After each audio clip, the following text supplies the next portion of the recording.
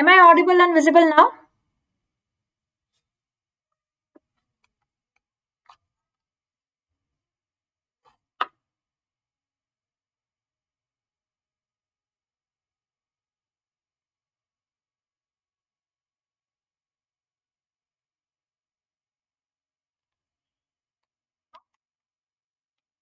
I believe yes. Okay, all right. So, happy evening, everyone. A very good evening, and welcome to today's YouTube live session where we are going to discuss the MCQ solving tricks.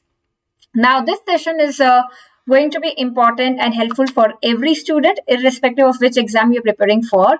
And yes, before I forget, for all the students who are going to appear for INICT tomorrow, and wishing you all the very best. Just have the faith that in whatever you have studied, you are going to do well. And at the same time, also remember that no exam is the end of your life, right? So you always gonna have another chance.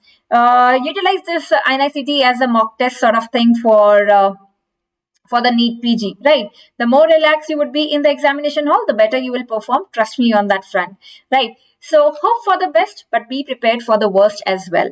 Right. And today, as I said, we're going to discuss, I'm going to tell you some tricks. These are the tricks which generally the toppers use to score more. Now, if you tell me whether the topper has really more knowledge than someone who's got an average rank, not really.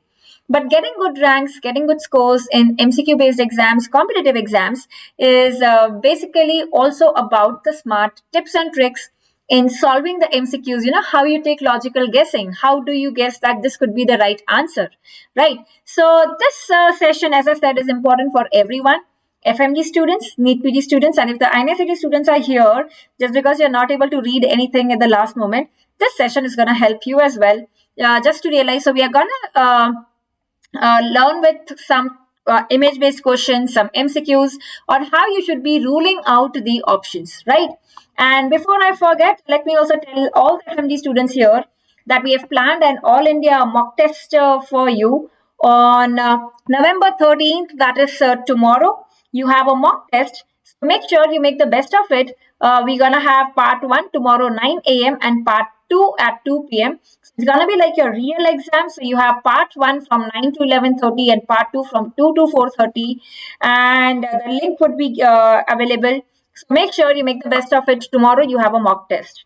And all the students here, all the MBBS students, interns, post-interns, we are back with BedMinds Ultra Combat 2.0, which is even bigger and better this time. Just 1 hour of your time, but you get some amazing rewards. You can see you get some amazing rewards like MacBook, iPad, mobiles, Kindle, smartwatch, stethoscope.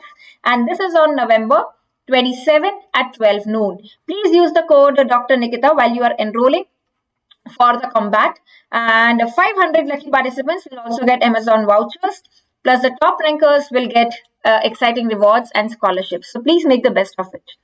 Okay, and the NEET PG 23 students, we are also starting with the Achievers batch. That's basically rapid revision with MCQs starting from November 20th, 4 months basically course that we have, and everything would be covered in this batch. And you now also have a 4 months subscription available on the platform at around 13K is available, and you can get additional discount by using the code Dr. Nikita.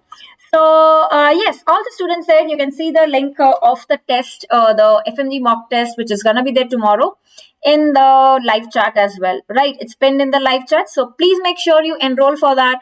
Ask for a code, use the code Dr. Nikita. Okay. So let's start and learning with some important tips and tricks. How do you take logical guessing? Now, this actually is a question asked in one of the recent exams. Digoxin toxicity is increased by which of the following? So this is a question where even if you don't know the answer, but you can definitely mark the right answer by using some smart tricks. So look at this one. What do you think would be the answer to this? How do you take a logical guessing? What do you think, everyone here? What do you think is the right answer to this? Digoxin toxicity is increased by KCl, triamterene, clarithromycin, or spironolactone. What do you think is the right answer? And let's say you have not, you don't know the answer to this. Okay, I see some right answers, but at the same time, I also see some incorrect answers. So Shubham and Divya, Amrita, I hope this trick will help you to mark the right answer next time. The correct answer here is clarithromycin. Now, how do you take logical guessing in this question as well, which is actually from pharmacology, but you can use the smart tricks. See, look at the options. Now, one of the cheat codes that you can use is, okay, one of the cheat codes that you can use is contradictory options. Okay, so contradictory options or odd man out. Use this, one of the cheat codes, very, very important, odd man out. When you see that three options are going in one direction and the fourth option is the odd man out, then you know that that generally is the answer. Okay, that generally is the answer. Okay, so please bear with the audio today. Is there a lot of problem with the audio, guys, everyone?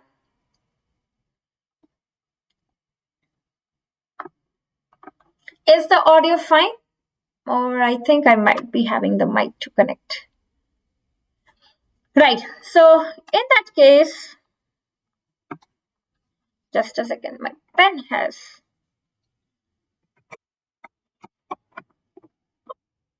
All right, so digoxin toxicity is increased by KCl, triamterene, clarithromycin, spironolactone. So look at this one. KCl basically is increasing potassium.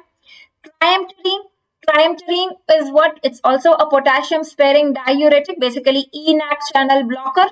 It increases potassium. Spironolactone is another one, basically, which increases potassium. So you can see that the three options are basically the ones which are increasing potassium. And somewhere at least you must be knowing that there's some relation with digoxin and potassium. So even if you don't remember whether it's hypokalemia or hyperkalemia, which is increasing toxicity, but here you can see that there are three options which are increasing potassium. So three options going in one direction cannot be right. It's the fourth one, that's basically clarithromycin, which is not showing any relation with potassium. So that is why the answer is C. And from this question, we also derive that basically you learn that digoxin toxicity is increased by hypokalemia, not by hyperkalemia. And that's the reason that the answer here is clarithromycin. So use this very, very important cheat code, that is odd man out. Three going in one direction, fourth in the other direction. That's going to be the answer. Use this trick wherever possible. Now let's try and see another cheat code that we can use in the exam to basically mark the right answers even when we don't know the right answer. All of the following are activated by low insulin glucagon ratio except. All of the following are activated by low insulin glucagon ratio except.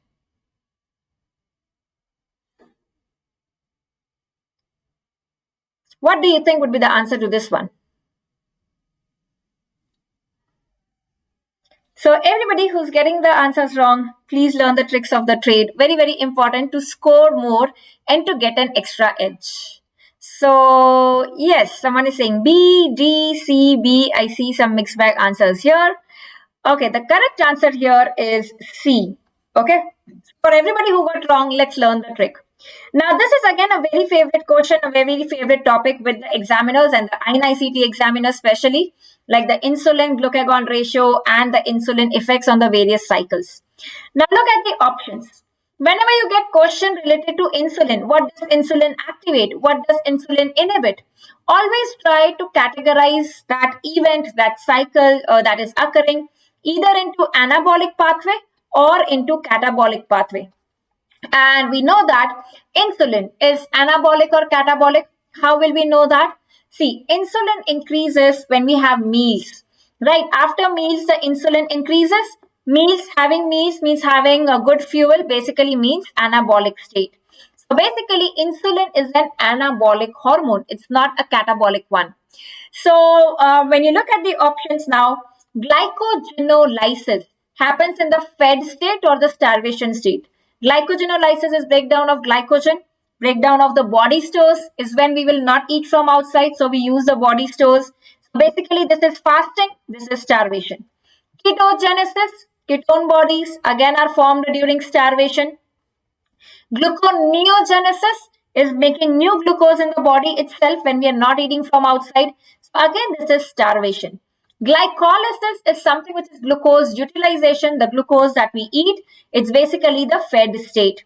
You see that three options are the starvation state, one is the fed state. So again, the same cheat code, that is odd man out. Okay, so you see that 3 are starvation, 3 are catabolic, 1 is anabolic fed state. So the odd man out, the answer is going to be glycolysis. And when I say low insulin glucagon ratio, basically read it as low insulin.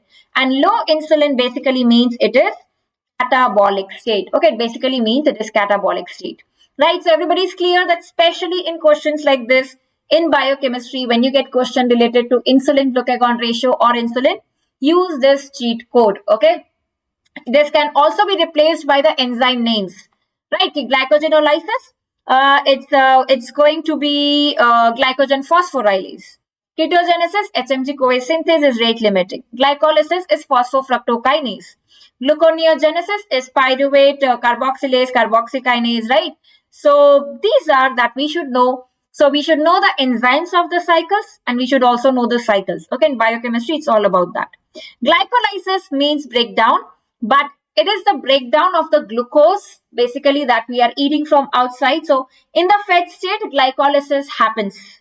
Okay, glycolysis is not just starvation state. Glycolysis is fed state. Okay, so that's the difference. I hope this is clear with everyone. So use the smart tricks.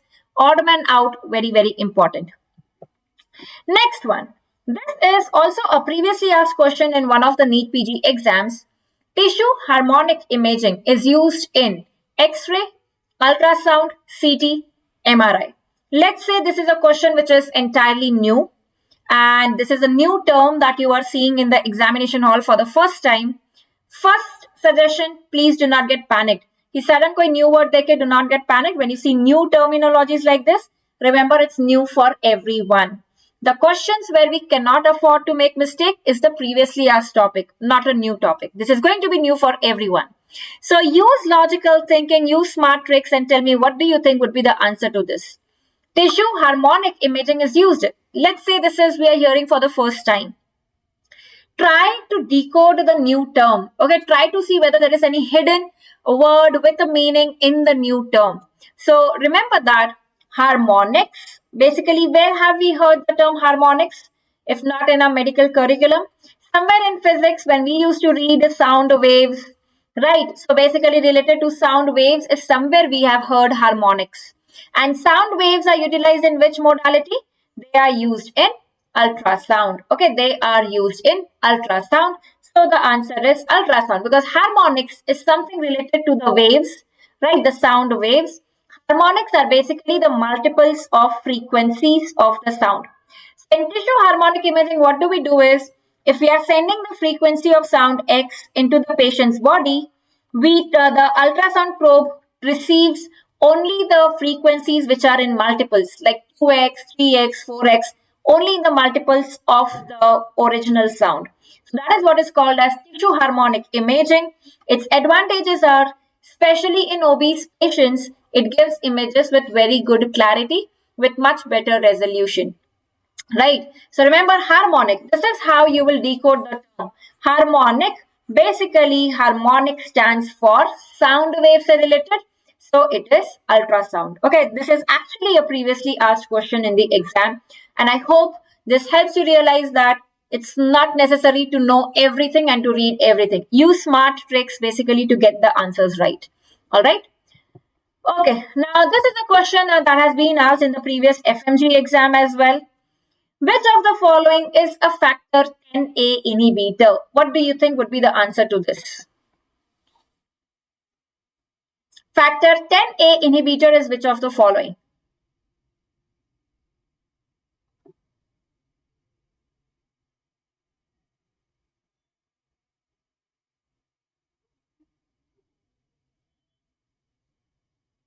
Right, great. So all of you are getting this right. Amazing.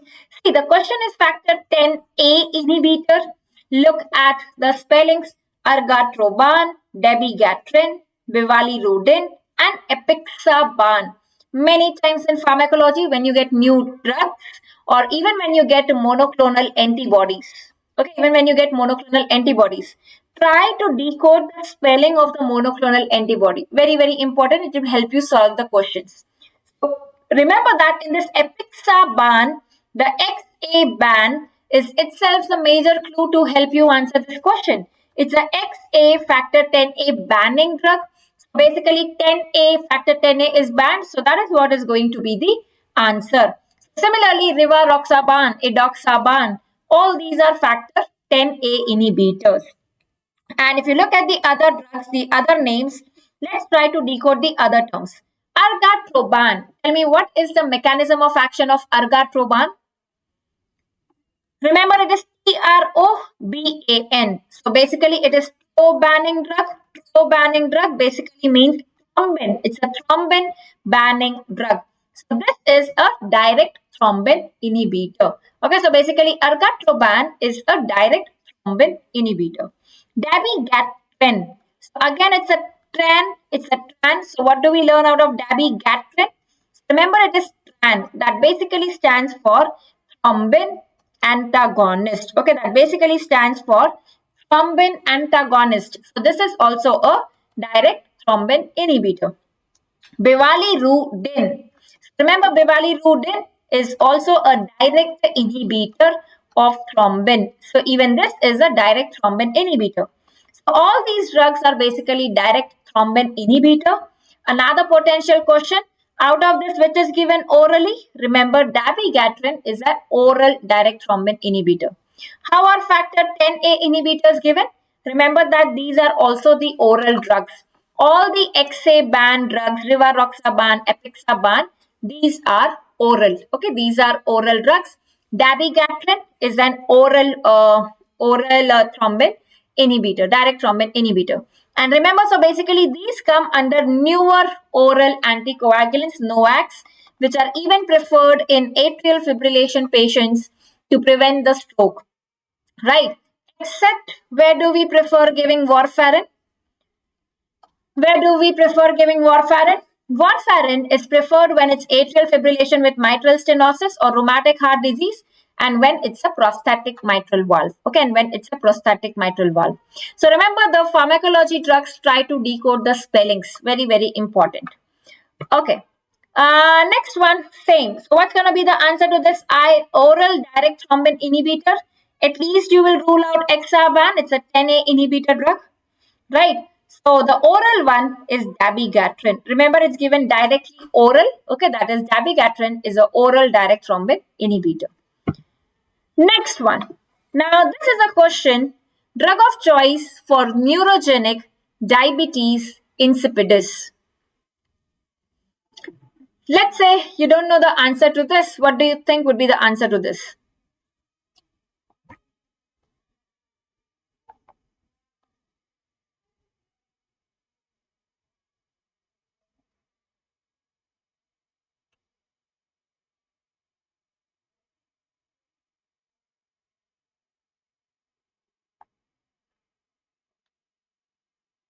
What do you think would be the answer to this one? Just a minute.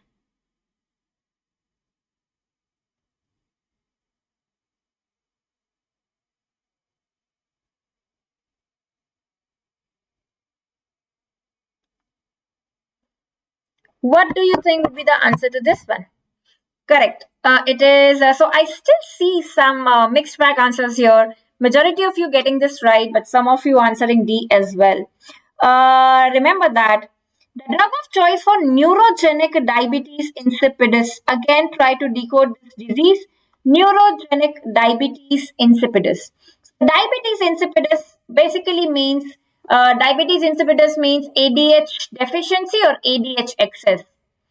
Now remember that the term diabetes itself tells you that diabetes, just like diabetes mellitus patients.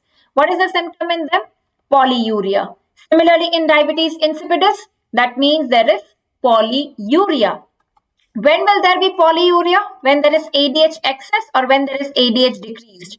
When the ADH will be high, it's anti-diuretic hormone. So when it increases, it will decrease the diuresis. It is anti-diuresis. But when we are saying diabetes polyuria, that means there is no anti-diuresis. So that basically means it is ADH deficiency. Okay, so it's basically ADH deficiency. That is how you'll remember. You don't have to mug up ki diabetes insipidus is decrease ADH or increase ADH. Increase ADH basically is the SIADH, the syndrome of inappropriate ADH secretion. That's basically inappropriate is the excess. It's the ADH excess. So ADH excess, SIADH, ADH deficiency, diabetes insipidus. Now when it's neurogenic means the problem is in the brain itself. That means the central one. That means the ADH itself is not formed. It is ADH deficiency. When the ADH itself is not there in the body, you will supplement the body with external ADH, and that is desmopressin. So that is what the answer is going to be, desmopressin. It's basically neurogenic or central diabetes insipidus. Thiazides are the drug of choice in nephrogenic diabetes insipidus. Thiazides are the drug of choice in nephrogenic diabetes insipidus. And remember that, but except for lithium-induced diabetes insipidus. What is the drug of choice for lithium-induced diabetes insipidus? What is the drug of choice for lithium-induced diabetes insipidus? Remember, it is amiloride. Remember, L-I-L-I, lithium amiloride is for lithium. Amiloride is also for liddles. Remember, the L-I-L-I is amiloride. Now, look at what does the drug conivaptan do. Vaptans, again, look at this term and decode the term. Remember, it is vaptan. That's basically vasopressin. TAN is like ANT, vasopressin antagonist. That's basically ADH antagonist, which we will use when the ADH is high. That's basically SIADH. So vaptans would be used in SIADH. Here we are talking about diabetes insipidus, that too neurogenic. So the answer will be desmopressin. This is actually a previously asked question in one of the FMGE exams. Terlipressin is basically used in esophageal varices, right? It's used in esophageal varices. Here with everyone, Amit couldn't review subject, going for exam tomorrow. Don't know how much I will score. Amit, nobody knows how much they would score. Just have the faith that you have done your best. Like you could do whatever you can. Now, whatever is written in your destiny, that's what is going to happen. And whatever is going to happen, have the faith that it's going to be in your best interest, right? So just accept whatever will happen and leave the burden off your head. Leave some things to God. He will take care of everything, right? Okay. Now, looking at the next question, how would you rule out the options?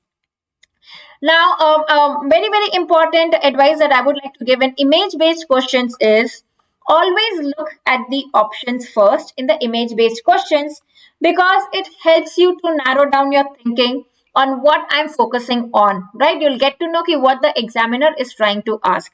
So from the options, I get to know whether it's left acute EDH, right acute SDH, right chronic EDH, or right acute EDH. So basically, I need to decide whether it's left or right, then it's acute or chronic, and then it's EDH or SDH basically. So try ruling out the options basically in the image-based questions. Now here the problem that we see is on this side. This is the right side. This is the left side of the patient, right? So remember, in radiology, it's the opposite. Your left is the patient's right. This is the right side. So the problem is on the right side. So automatically, option A is out. Okay, option A is out because the problem is on the right side. Next, whether so all these options are right, it could be B, C, or D. A is ruled out. Whether it's acute, chronic, or acute, I can rule out one more option if I rule out at least acute, chronic. So when I see that on the CT scan, this is a white color pathology. White means hyperdense. I know that white on CT is acute hemorrhage, not chronic hemorrhage. Because of the high density of the RBCs, the white hemorrhage is basically the acute hemorrhage. This is not chronic, so I've ruled out option C as well. So I've ruled out option A, I've ruled out option C. Now I need to decide whether it's SDH or EDH. Now when I look at the shape, I know that the biconvex shape, the lentiform shape, the idly shape is basically the EDH.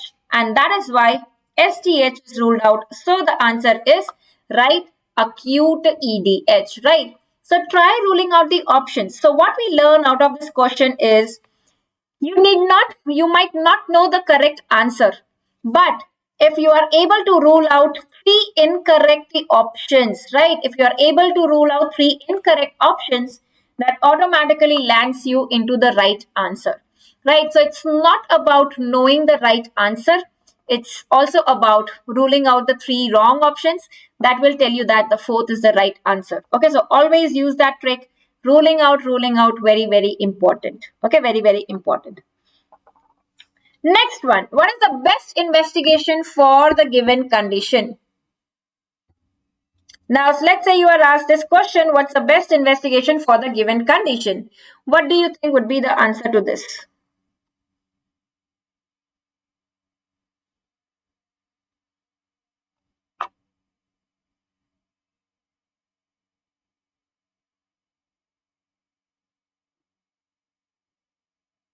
Right. So at least in a radiology, like if you're asked about the best investigation, X-ray generally is not going to be the answer. Because similar to X-ray, that means a modality which uses X-rays, but which is much, much better and higher resolution is CT scan. So X-ray तो best नहीं होगा अगर CT option में है तो CT is always going to be better than X-ray. Like it's gonna have better resolution.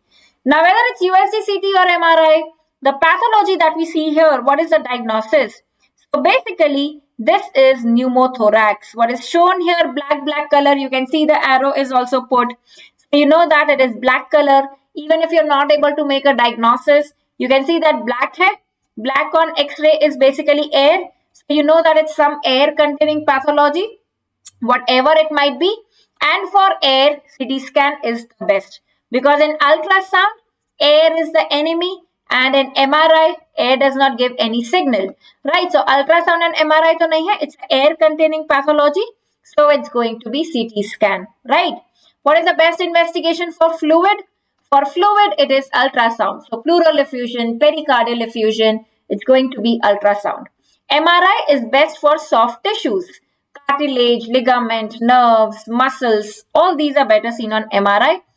For air and calcification, basically it is CT scan. Okay, for air and calcification it is CT scan. So this is how you would basically be answering this question, right? Okay, let's go to the next one. And remember, the diagnosis of tension pneumothorax is more clinical rather than radiological. If the vitals are compromised, hemodynamics are compromised, patient has hypotension, then it's a tension pneumothorax. Radiologically, mediastinal shift is what is very sure of tension pneumothorax, but there can be tension pneumothorax even like without mediastinal shift. Okay? All right. Now, why I haven't shown you this image is basically there was this one question in one of the recent FMGE exams. The cadaveric image like this was given. And let's say you are asked to identify this muscle. Okay. Now, in the cadaveric images anatomy, always try to identify the muscles by looking at from where they are coming and where they are going. So let's say this is asked that identify this muscle here. Whether it is styloglossus, it is hyoglossus, it is genioglossus, it is palatoglossus. So how would you identify what muscle is this? Now look at from where this is coming, this muscle. This is coming from the mandible, the genial tubercle, going to the tongue. So basically this is genioglossus. So even in anatomy, the muscles का name many times helps you to identify कि कहाँ से आ रहा है और कहाँ जा रहा है. This is genioglossus. You actually don't need to, mug this up कि genioglossus क्यों है. Look at this one. Basically, this biggest, the fan-shaped muscle coming from the mandible, that is genioglossus. Okay, that is genioglossus. Let's try to identify the other muscles. So if I ask you to identify this muscle here, what do you think is going to be this muscle? Again, try to see from where this is coming. We have the styloid process going to the tongue. So this is going to be styloglossus. Okay, this is going to be styloglossus. Correct? Clear with everyone? This muscle here, styloid से hyoid के पास जाने वाला, that's going to be there. Basically, stylohyoid. Okay, it's going to be stylohyoid. Look at this muscle, hyoglossus. Hyoglossus muscle basically coming from hyoid, going to the tongue. That is going to be hyoglossus. Okay, that's going to be hyoglossus. Palate से tongue वाला, palate ऊपर, this is palatoglossus. Right, so just have a look at from where the muscle is coming and where it is going. Styloglossus, hyoglossus, palatoglossus, genioglossus. So this is going to be genioglossus. So think logically before you are marking the answer. Okay, think logically before you are marking the answer. It helps you to identify the muscles, right? So again here, so basically this muscle, what muscle do you think will this be the yellow color? Connecting the genial tubercle and the hyoid. So this will be geniohyoid. This is genioglossus. This is hyoglossus. And this is going to be styloglossus. Okay, this is going to be styloglossus. This will be stylohyoid because it's going from the styloid to the hyoid. Right, so that is how we'll be identifying the muscles. Next one. Now, if you have this question, which is the safety muscle of the larynx? And let's say that you don't know, you've not read about this, the safety muscle of larynx, but think logically, when they're asking about safety muscle of larynx, basically it is one which is not causing the airway obstruction, the airway to close, which is preventing the airway from closing. So basically it is preventing the adduction. So basically the muscle whose action is the abduction, because abduction will keep the vocal cords away. So that will keep the airway open. So basically the safety muscle of larynx is basically the one which is the abductor of vocal cords. And you know that the only abductor of vocal cords is posterior cricoarytenoid. So that is going to be the safety muscle. So even if you have read that abductor of vocal cords is posterior cricoarytenoid, you have not read that safety muscle of larynx is posterior cricoarytenoid. Applying this logic, you should be able to answer this question. And you can actually remember this with the trick that police keeps us safe, right? Police keeps us safe. So remember, it's posterior cricoarytenoid which basically keeps us safe, right? Police keeps us safe. So posterior cricoarytenoid which basically keeps us safe, and police keeps us safe from abductors. Remember, the abductor is the posterior cricoarytenoid. It's not cricothyroid. Okay, it's not cricothyroid. It is posterior cricoarytenoid. All right. Okay, let's go to the next one. Now, this was another question that was asked in the FMGE exam. An image-based question was given, and you were asked to identify the branch of axillary artery. Okay, you were asked to identify the branch of axillary artery, and you were asked to identify this one. Like, you know, what is this artery? The branch coming from axillary artery. Now, how can you logically think about this? Basically, is when you look at the image again. Axillary artery, first let us try to decode that. It is divided into three parts by pectoralis minor muscle. First part, second part, third part. You have one branch, two branches and three branches. This gives one branch, this gives two branch, this gives three branch. So first let me tell you the mnemonic, then I'll tell you that how could you identify the artery. Now the mnemonic basically is, imagine someone going to the jungle and you see that the lion is running behind a person. So what you would say is, shoot the lion. Okay, shoot the lion, save a person. Okay, so when you see the lion running behind a person, you would say that shoot the lion, save a person. It is basically superior thoracic artery, thoracoacromial artery, lateral thoracic artery, subscapular artery, and you have axillary, anterior and posterior circumflex humeral artery. Okay, so basically it is shoot the lion, save a person. Okay, so you have one branch, two branches and three branches. Now, how you would identify कि ये कौन सा branch है if you are asked to identify. So this one, basically that you see, which is that now suppose this is what was asked. Okay, this is what was asked. Ki identify this artery. Okay, this is what was asked in the exam, right? So it was asked to identify this artery. The first thing that you can see is कि ये pectoralis minor से related है. This is the second part. The first part is above, the third part is below. Related to pectoralis minor is basically the second part. So you know that it's a branch from the second part. So either thoracoacromial or it is lateral thoracic. So we have ruled out the other options. Now thoracoacromial, as the term says, thorax में एक branch जाएगा, एक division जाएगा, और acromion के पास the one artery would go. So you are seeing that this artery here basically is giving a branch which is going up. right? So axillary artery से ऊपर जाके acromion के पास it would go. That gives you a clue that this one is thoracoacromial and the other one is lateral thoracic, right? So try to think logically. Basically, this will be thoracoacromial and this would be lateral thoracic. Okay, this would be lateral thoracic. So Shrikant, if you keep revising that, mnemonics actually are very easy to remember. You would remember them for a long time. Okay. All right. So that's what basically the trick was, to remember the branches of the axillary artery. Now next one, if I ask you to identify this muscle, again the same trick, from where it is coming and where it is going. This is the thyroid cartilage, ऊपर वाला, तो उसके नीचे वाला cricoid cartilage. So thyroid के pharynx के पास जाने वाला thyropharyngeus, cricoid से pharynx के पास जाने वाला cricopharyngeus, right? So basically the inferior constrictor, and बीच में जो gap होगा, this is where you would see the Killian's dehiscence and the Zenker's diverticulum coming in.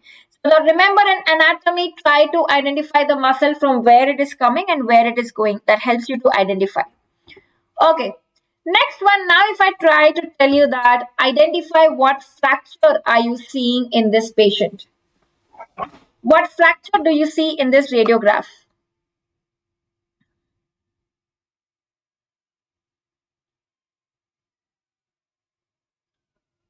What do you think what fracture it is? Is it the lateral epicondyle or is it the medial epicondyle? How would you identify?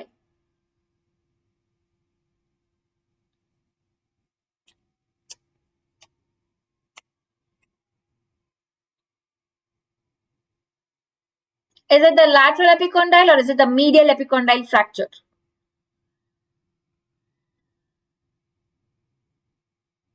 How do we know that this is a medial epicondyle?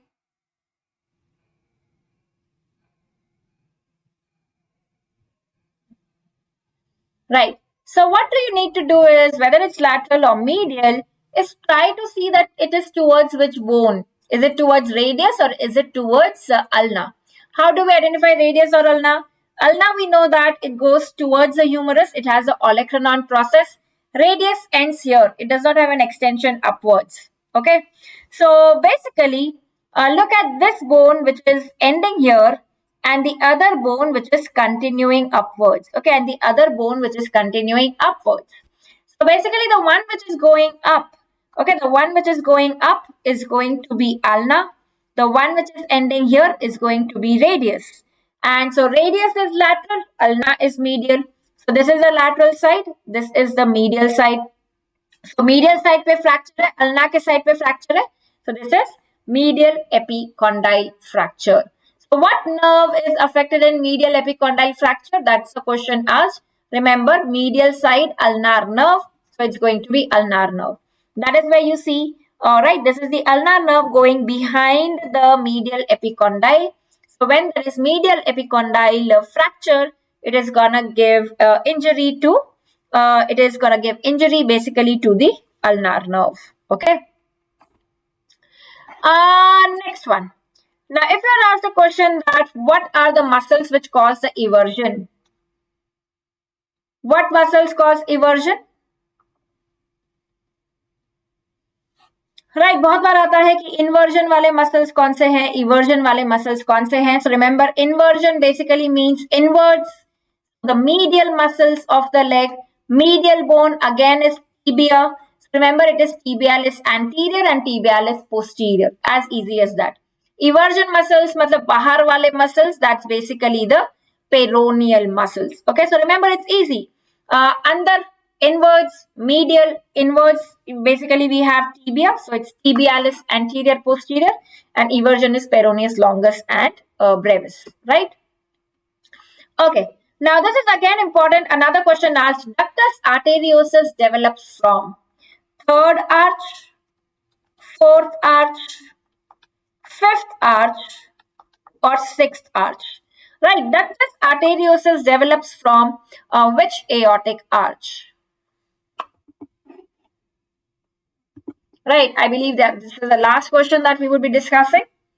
Ductus arteriosus develops from which arch? Let's say you have not read it directly कि ductus arteriosus हमने नहीं पढ़ा है, but we know about the other arches. So how do we take a logical guess?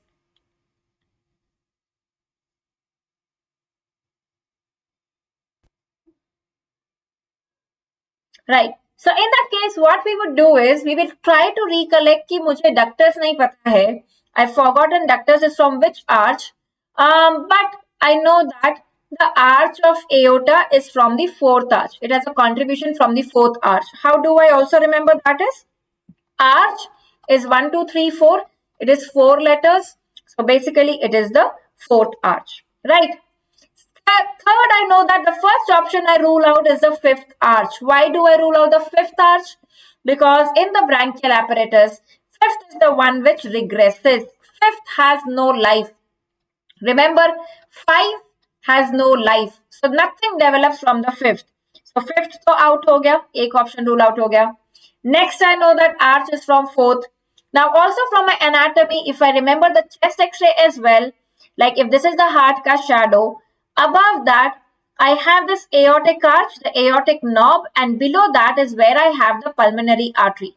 Right? So aortic arch होता है और उसके नीचे होता है basically pulmonary artery. So from my anatomy or the x-ray knowledge also I know that the pulmonary artery is below the aortic arch. Right? And I know that ductus arteriosus, as the term says, it connects the two arteries. It's a duct connecting two arteries, pulmonary artery to the aorta. So basically it's present below the aorta because it's connecting the pulmonary artery and aorta. Arch of aorta is from fourth, below that is fifth. Fifth to answer nahi hoga because it regresses. And then we have sixth. So basically the answer is going to be sixth. Even if I know that arch is fourth and ductus is arch, I know that it's below the arch, and that is why it's going to be the below wala number. 5 ho nahi sakta, so that is 6. And then carotid. Now if I ask you the question that carotid develops from which arch? Third, fourth, fifth, sixth, you have these options. So uska kya hoga?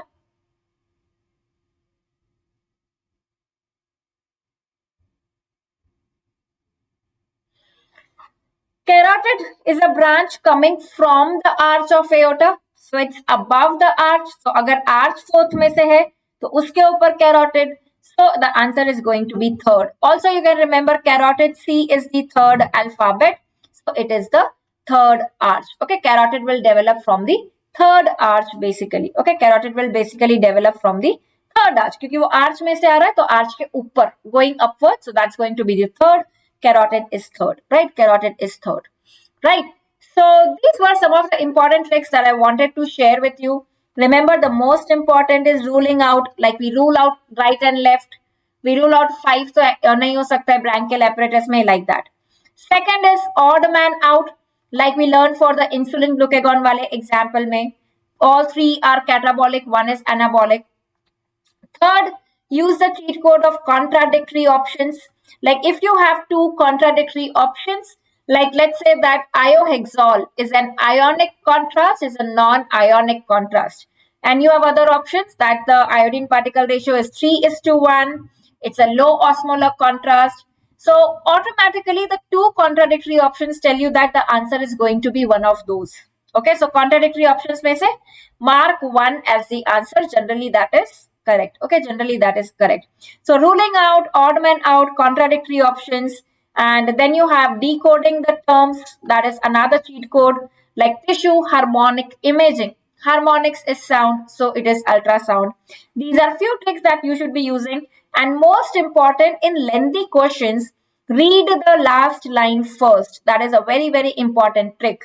Ki last line padho, then you see the second last line. Generally that helps you answer the question and saves a lot of time for you. Okay, and saves the time for a lot of you.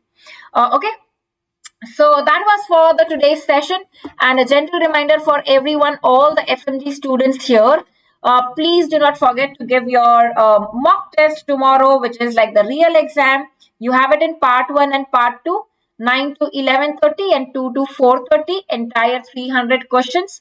So tomorrow is when you have 9 a.m. It's a free test. All you need to do is enroll on the link pinned in the live chat, and you can use the code Dr. Nikita.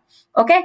So please make sure you give the mock test, and all the students appearing for INICG tomorrow, I would be really waiting to hear from each one of you, and I would be praying for each one of you so that you give your best shot and you get your best results. All the best, everyone. And yes, we'll be resuming, Karthik, we'll be resuming KBMD soon. Maybe in next 2 days. 15th, mostly we might have one KBMD. Okay, I'll update you on that. 14th or 15th, we might have one KBMD. So that was for this session. Thank you so much, everyone. And goodbye. Take care and keep studying, keep revising, and keep winning. Thank you.